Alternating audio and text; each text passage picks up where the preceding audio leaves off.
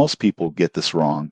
They assume DeVito is just another simple buy now pay later app. But the surprising truth in 2026 is that DeVito combines early wage access, flexible installment payments, and budgeting tools to help manage short-term cash flow more effectively. When used wisely, it can cover unexpected expenses without the pitfalls of high-interest debt. Here's how DeVito works. You can access a portion of your earned wages before payday, often within a few hours, which helps cover urgent bills. Eligible purchases can also be split into smaller installments over a few weeks, with a flat, predictable fee instead of interest. DeVito also provides dashboards, notifications, and reminders so you can track upcoming payments and manage your spending. These tools reduce the risk of late fees and encourage more responsible financial habits. The downside: overusing DeVito can be expensive. Frequent advances or missed payments can add up quickly, and relying too heavily on the app may mask underlying financial challenges instead of addressing them. Tips for responsible use: